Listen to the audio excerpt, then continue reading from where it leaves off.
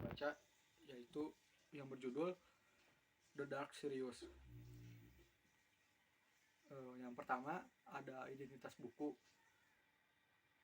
yaitu penulisnya Argy Ashira, genrenya fantasi dan science fiction, penerbit Fantastin, tahun terbit 2015, tebal halaman 180 halaman.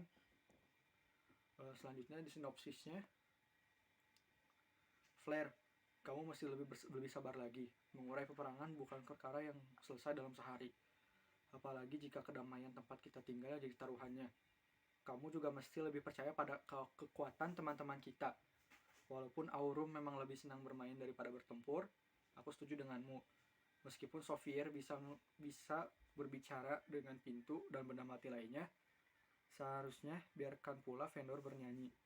Di saat muram begini, nyanyian sumbang komputer juga bisa menceriakan hari. 1000 maaf, aku tidak dapat menyertaimu. Di pengasingan ini, aku menanti datangnya hari di mana kita dapat kembali piknik di ladang petir, sambil menyantap cumi mentega dan sup jamur buatan Chopper. Kita menyemangati Armavilo menyampaikan surat cintanya. Hanya kalianlah yang bisa mengembalikan itu.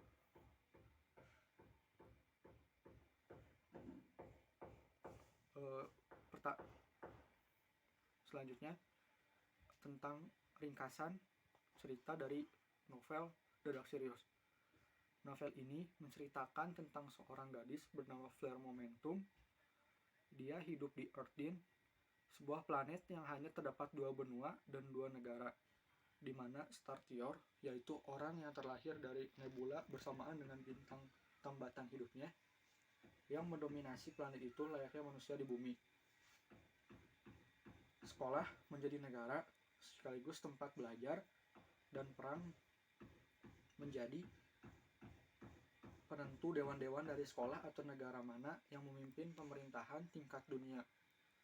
Flare sebagai Startior Darkhold, Startior terkuat di Earthdin, menjalani kehidupannya seperti biasa dengan sekolah di Galaxar College dan tinggal bersama teman-teman satu timnya yang unik. Tetapi suatu hari di tim yang dipimpin Flare tersebut, yaitu tim S7 House, ditunjuk untuk bertarung dalam peperangan penentuan pemimpin yang memang seharusnya sudah biasa dilaksanakan setiap 4 tahun sekali. Tetapi perang kali ini membuka rahasia gelap yang bukan hanya menyangkut diri Flare, tetapi seluruh Earthdin. Dari novel tersebut, plotnya cukup menarik. Perjalanan ceritanya runtut dan tidak menyimpang ke plot-plot yang tidak ada hubungannya dengan plot inti. Walaupun terlalu memberi banyak clue, entah kenapa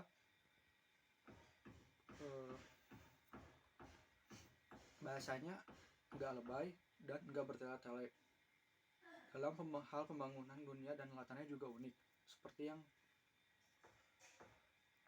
yang ada di dalam novelnya.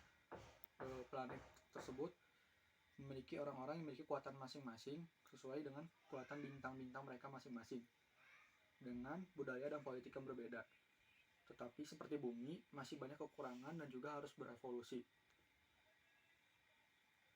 Banyak manusia juga bagi pencinta astronomi di luar sana.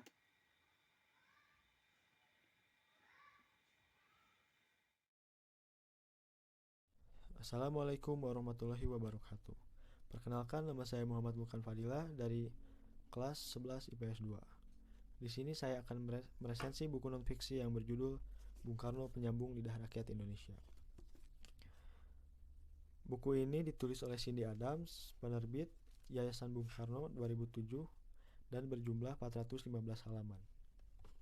Buku ini merupakan autobiografi dan pemikiran serta gagasan dari Bung Karno mengenai kehidupan berbangsa dan bernegara di Indonesia, yang terbit pertama kali pada tahun 1966. Buku ini adalah terjemahan dari buku yang berjudul Soekarno An Autobiography as Told to Cindy Adams, yang pertama kali diterbitkan oleh The Bobbs Merrill Company di New York pada tahun 1965 dan telah dicetak berulang kali. Meskipun bukan buku biografi resmi dari Bung Karno, tetapi merupakan karya yang paling lengkap mengenai kehidupan, cita-cita politik, perjuangan, harapan-harapan, serta latar belakang langkah-langkah yang diambil oleh Bapak Proklamator tentang bangsa dan negara Republik Indonesia. Buku ini begitu terstruktur karena benar-benar menceritakan secara runtut mengenai kehidupan Bung Karno. Bahkan bisa dibilang kalau buku ini sebenarnya ditulis langsung oleh Bung Karno namun lewat tangan Cindy Adam. Mengapa demikian? Karena isi dari buku ini begitu nyata, bahkan seperti sedang mendengar cerita langsung dari Bung Karno. Hal inilah yang menjadi kelebihan dari buku Bung Karno Penyambung Lidah Rakyat Indonesia ini. Menurut saya buku ini sangat unik dan menarik untuk dibaca. Di sini kita bisa melihat jalan pikiran Bapak Proklamator sebelum dan sesudah kemerdekaan Indonesia. Dimulai dari Surabaya Dapur Nasionalisme sampai bagaimana perjuangan Indonesia untuk menghadapi agresi Belanda Jilid 2. Banyak yang berpendapat bahwa kemerdekaan Indonesia meski tidak sepenuhnya adalah hasil pemberian dari Jepang.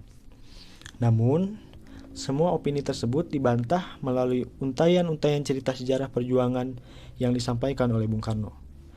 Buku ini juga selain menjadi refleksi kepribadian Bung Karno yang bisa kita ambil hal-hal yang baiknya dari beliau, sekaligus juga bisa menjadi referensi tentang sejarah perjuangan Indonesia dari sudut pandang Bung Karno. Memang betul, buku ini banyak sekali memuat sudut pandang secara subjektif, semata hanya dari pikiran Bung Karno, karena memang buku ini membahas tentang kehidupan beliau di masa lampau. Jadi memang menjadi sebuah kemakluman bahwa ada beberapa hal yang tidak termuat dalam buku ini. Semisal penyinggungan lebih mengenai PKI dan gerakannya. Di buku ini hanya termuat bantahan bahwa Bung Karno adalah PKI, termasuk alasan-alasan detailnya. Namun tak mengisahkan banyak mengenai PKI yang dalam cerita sejarah dulu berhubungan baik dengan beliau. Kita semua mencoba maklum tentang hal tersebut karena mungkin kisah-kisah tersebut begitu menyakitkan untuk diceritakan. Terlepas dari semua itu, secara keseluruhan, buku ini adalah bacaan yang sangat direkomendasikan bagi masyarakat Indonesia, terutama untuk lebih mengenal siapa presiden pertama kita ini. Pendidikan sejarah dan kepemimpinan lewat buku ini sangat baik bagi generasi muda kita, agar generasi muda kita tidak akan lupa akan sejarah. Saat suatu bangsa lupa akan sejarahnya, maka bangsa tersebut akan mudah dijatuhkan. Sekian dari saya. Assalamualaikum warahmatullahi wabarakatuh.